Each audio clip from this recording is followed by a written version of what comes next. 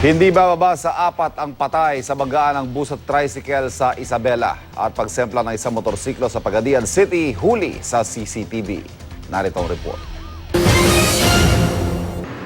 Huli sa CCTV ang pagsemplang ng isang motorcycle rider sa Pagadian City. Sa videong ito, makikitang mabilis ang takbo ng motorsiklo.